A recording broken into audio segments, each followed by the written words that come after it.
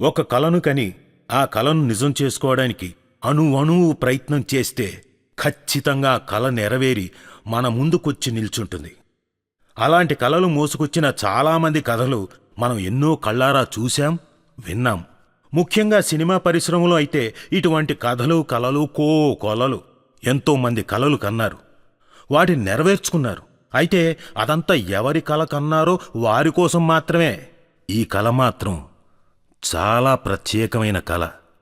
ఓ స్నేహితుడి టాలెంట్ని గమనించి అతను ఎలాగైనా అందలం ఎక్కాలని 24 గంటలు తన స్నేహితుని గురించే ఆలోచించే స్నేహశీలి కళ ఇది. చదువు పూర్తి చేసుకుని నటునిగా తన టాలెంట్ను ప్రూవ్ చేసుకోవాలని మద్రాసు వెళ్లిన స్నేహితునికి అవకాశం రావాలని ఎప్పుడూ ఆలోచించేవాడు.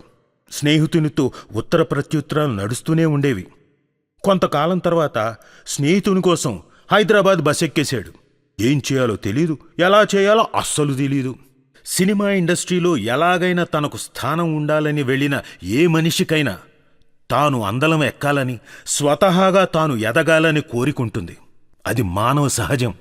కాని టాలెంట్ ఉన్న తన స్నేహితుణ్ణి గెలిపించి సింహాసనం ఎక్కించి, ఆ సింహాసనం ఎక్కింది, దానిమీద కూర్చుంది నా స్నేహితుడు ఎస్వి కృష్ణారెడ్డి అని గట్టిగా అరిచి చెప్పాలనుకున్నారు. అదే సింహాసనం పక్కన తాను ఒద్దిగగా నవ్వుతూ కూర్చున్నాడు. ఇదంతా కలలో అనుకున్నది. తన స్నేహితుణ్ణి చూస్తూ, నువ్వు కలలు కంటూ ఉండు, ఆ కలల సౌధాన్ని ఎలా నిర్మించాలో నేనాలోచిస్తానంటూ హైదరాబాద్ బస్సెక్కాడు. తనకు సొంత లక్ష్యమంటూ ఏమీ లేదు. ఏం ఆలోచించినా, ఏ పని చేసినా నా కోసం అని ఎప్పుడూ అనుకోలేదు. ఇది మా కోసం అనుకునేవాడాయన. ఏ స్వార్థం లేని కోరిక కాబట్టే చేసిన ప్రతి పనిలో విజయం నడుచుకుంటూ ఎదురొచ్చేది. ఇదంతా ఎవరి గురించి అనుకుంటున్నారా? మనీషా ఫిల్మ్స్ అధినేతల్లో ఒకరైన ఫేమస్ నిర్మాత కొవ్వూరి అచ్చిరెడ్డి గారి గురించి. ఎస్వి కృష్ణారెడ్డి గారి దర్శకత్వంలో వచ్చిన ఎన్నో సినిమాలకు నాణ్యమైన నిర్మాణ బాధ్యతలు చేపట్టిన కె అచ్చిరెడ్డి గారి కథండి. సినిమా పరిశ్రమలోని అందరూ వీళ్ళిద్దరిలో ఒకరిని చూడగానే తెలియకుండానే మనందరి కళ్ళు రెండో వ్యక్తి ఎక్కడా అని వెతుకుతూ ఉంటాయి. అదేనండి మన బాపు రమణ గారిలాగా, ఒక నాగిరెడ్డి చక్రపాణి గారిలాగా, ఒక ఎస్వి కృష్ణారెడ్డి గారు, అచ్చిరెడ్డి గారు. అలా మనందరం వెతుకుతున్నామంటేనే వారిద్దరి స్నేహం ఎంత గొప్పదో ఇట్టే తెలిసిపోతుంది. వారి స్నేహాన్ని చెప్పడానికి మాటలు సరిపోవు. అంతటి గొప్ప స్నేహం గురించి ఏమని చెప్పాలి? రాముని వెంట నడిచిన లక్ష్మణుడిలాగానే సోదరభావంతో జీవితకాలం ఉన్నాడని చెప్పాలా?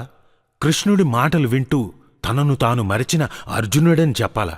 మోడర్న్ ప్రపంచంలో వారికి, వారి స్నేహానికి మనమే పేరు పెడితే ఆ జంట స్నేహితులకి ఏమని పేరు పెడదాం?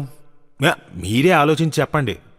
అచ్చిరెడ్డి గారి నిర్మాణ సారథ్యంలో ఇప్పటి వరకు 16 సినిమాలు విడుదలయ్యాయి.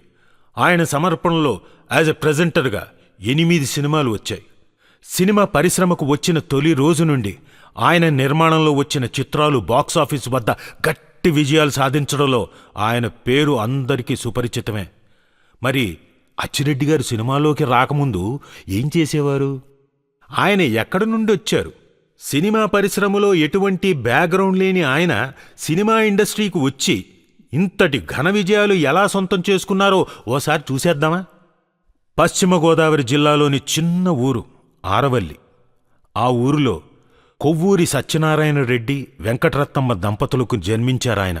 అదే ఊరిలో ఉన్నత విద్యాభ్యాసం పూర్తి చేసుకున్న ఆయన తర్వాత అత్తిలి ఎస్వీఎస్ కాలేజీలో ఇంటర్ పూర్తి చేశారు.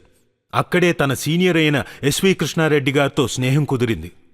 ఇద్దరూ కలిసి ఆటలాడారు, కలిసి సినిమాలు చూశారు, ఒకరికొకరు తమ అభిప్రాయాలు పంచుకున్నారు. అక్కడ మొదలైన వారి స్నేహంతో కృష్ణారెడ్డి గారిలోని టాలెంట్ని గమనించి ఎలాగైనా సరే తన స్నేహితుడిని చిత్ర పరిశ్రమలో గట్టిగా నిలబడేలా చేయాలని నిర్ణయించుకున్నారు అచ్చిరెడ్డి గారు. అనుకున్న వెంటనే హైదరాబాదు ప్రయాణం. ఏం చేయాలో తెలీదు, ఎలా చేయాలో అస్సలు తెలీదు. చేతిలో సినిమాలు చేసేంత డబ్బులు లేకపోయినా ఇద్దరూ కలిసి అనేక వ్యాపారాలు చేశారు. అప్పట్లో హైదరాబాదు జంట నగరాలలో 70-80 ఇరానీ కేఫ్లుండేవి.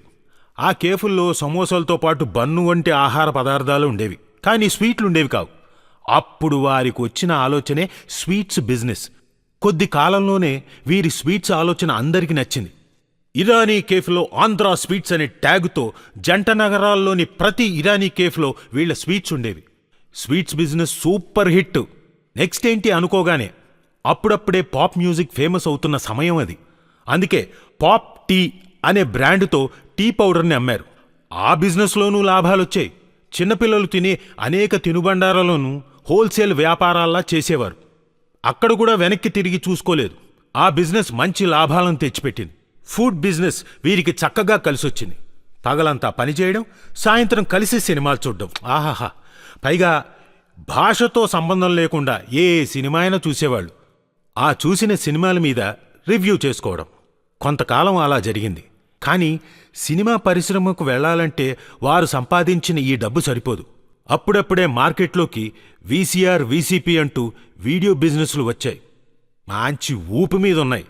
ఆ వ్యాపారంలో ఎంతోమంది పెద్దవారు అడుగుపెట్టి వీడియో రైట్స్ కొంటున్నారు. మనీషా వీడియో కంపెనీ పెట్టి వీడియో బిజినెస్లో ఉన్న కిషోర్ రాటితో ఉన్న పరిచయంతో వీడియో బిజినెస్లోకి దూకేశారు స్నేహితులిద్దరు. అలా దూకేయడంతో మనీషా వీడియో బిజినెస్లో ఇప్పుడు 3 పార్ట్నర్స్. అక్కడ డబ్బుతో పాటు కిషోర్ రాఠి గారు తోడయ్యారు. 3 కలవడంతో సినిమా కాంటాక్ట్స్ కూడా ఈజీగానే దొరికాయి.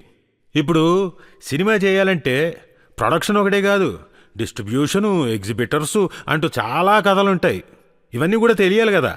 వాటి మీద కూడా ఎంతో అవగాహన అవసరమనే ఉద్దేశంతో నిర్మాతగా మారి 3 సినిమాలు డబ్బింగ్ చేసి విడుదల చేశారు. డబ్బింగ్ చేసిన 3 సినిమాలు విజయం సాధించి డబ్బును సంపాదించి పెట్టాయి. ఇక స్ట్రెయిట్ సినిమా తీద్దామనే వారి ఆలోచనకు అప్పటి వారికున్న నాలెడ్జ్తో ఒక సినిమా తీద్దాం అనుకుని 3 మనీషా ఫిల్మ్స్ పేరుతో సినిమాని పట్టాలెక్కించారు. ఎస్వికే గారు కథా స్క్రీన్ ప్లే రెడీ చేసుకోవడంతో పాటు సంగీతాన్ని కూడా అందించారు. ఇక ది గ్రేట్ మాటల రచయిత దివాకర్ బాబు గారితో మాటలు రాయించి దర్శకునిగా కాట్రగడ్డ రవితేజ గారిని పెట్టుకున్నారు. ఆ సినిమా పేరేంటో తెలుసా? కొబ్బరి బోండాం. రాజేంద్ర ప్రసాద్ గారు, నీరోషా గారు హీరో హీరోయిన్లుగా నటించారు. ఆ సినిమాతో నిర్మాతలుగా ఒక అనుభవం వచ్చింది ఆ 3కి. హీరో రాజేంద్ర ప్రసాద్ గారితో ఉన్న పరిచయంతో 2 స్నేహితులు వెళ్లి వెరైటీగా స్కెచ్లు చూపిస్తూ ఓ కథ చెప్పారు. కథ విన్న వెంటనే రాజేంద్ర ప్రసాద్ గారు సూపరో, భలేగుంది అన్నారు. డైరెక్టర్ ఎవరు అనగానే ఫ్రెండ్స్ 2 ఒకరి ముఖాలు ఒకరు చూసుకొని మీకు కథ నచ్చితే ఎవరో ఒకరిని పెట్టుకుందాం అన్నారు. ఎవరో ఎందుకబ్బాయ్, కథ ఇంత బాగా చెప్పావు కదా, నువ్వే ఈ సినిమాకి దర్శకుడివే అన్నారు. కట్ చేస్తే ఆ సినిమాకి కథ, స్క్రీన్ ప్లే, సంగీతం, దర్శకత్వం ఎస్వి కృష్ణారెడ్డి గారు. సినిమా పేరు రాజేంద్రుడు గజేంద్రుడు. రాజేంద్ర ప్రసాద్ గారు, సౌందర్య గారు నటించిన ఆ చిత్రం 1993 ఫిబ్రవరి 4న విడుదలై సంచలన విజయం సాధించింది. తన స్నేహితుని కోసం తాను కన్న కల ఆ రోజు నెరవేరింది. అప్పటి వరకు ఓ లెక్క, ఆ తర్వాత మరో లెక్కలా వారి ప్రయాణం మారింది. అదే ఏడాది మరో 5 నెలలు తిరగకుండానే జూలై 23న విడుదలైన మాయలోడి చిత్రం అద్భుతమైన విజయాన్ని అందుకుంది. మరుసటి ఏడాది యమలీలతో వారికి హ్యాట్రిక్ వచ్చింది. ఎంతో సహృదయంతో, నిండు మనసుతో చేస్తారు కాబట్టే ఊహించని విజయాలు వారి దరిచేరాయి. ఎన్ని సినిమాలు చేసినా, ఎలాంటి సినిమాలు చేసినా వారి ప్రిన్సిపల్స్ని ఎప్పుడూ మరవలేదు. సినిమా అంటే కుటుంబం అంతా వచ్చి చూడాలి అనుకొని వారు నిర్మించే ఏ సినిమాలోనూ చిన్న బూతు లేకుండా చూసుకునేవారు. అందుకే వారి సినిమాలకు ఫ్యామిలీ ఆడియన్స్ అండదండగా నిలిచేవారు. బుకింగ్ కౌంటర్స్లో మూర్తి ఒక 4 టికెట్లు ఇప్పించు, శివ ఒక 6 టికెట్లు ఇప్పించవయా, ప్రభుగారు ఒక 10 టికెట్లు ఇప్పించండి అంటూ అడిగేవారు. టిక్కెట్లు కూడా ఆ రోజుల్లో అలాగే తెగేవంటే అతిశయోక్తి కాదు. పైగా రెగ్యులర్గా హౌస్ఫుల్ బోర్డులుండేవి. కృష్ణారెడ్డి గారు దర్శకత్వం వహించిన తొలి సినిమాతోనే నిర్మాతగా అచ్చిరెడ్డి గారు నంది అవార్డును అందుకున్నారు. అటు తర్వాత నిర్మాతల మండలిలో సెక్రటరీగా, తెలుగు ఫిల్మ్ ఛాంబర్ ఆఫ్ కామర్స్లో జాయింట్ సెక్రటరీగా పదవిని అలంకరించారాయన. ఎన్ని విజయాలు వచ్చినా, ఎంతటి అపజయాలు ఎదురైనా ఆ మోములో చిరునవ్వు, వారి మాటల్లోని ఆప్యాయత చెక్కు చెదరకుండా అలానే ఉంటాయి. ప్రస్తుతం ఎస్వి కృష్ణారెడ్డి గారి దర్శకత్వంలో కె అచ్చిరెడ్డి గారు ప్రెజెంటర్గా, కొమ్మూరి ప్రతాప్ రెడ్డి గారి నిర్మాతగా రూపొందుతున్న తాజా చిత్రం వేదవ్యాస్. కె అచ్చిరెడ్డి గారి జన్మదిన సందర్భంగా వేదవ్యాస్ టీం అందరూ ఆయన నిండు 100 ఏళ్లు ఆయురారోగ్యాలతో ఇలాగే నవ్వుతూ ఉండాలని మనస్ఫూర్తిగా కోరుకుంటూ happy birthday to you K Achi Reddy గారు అంటూ జన్మదిన శుభాకాంక్షలు తెలియజేస్తోంది. అచ్చిరెడ్డి గారు, all the best to you and very happy birthday and God bless you.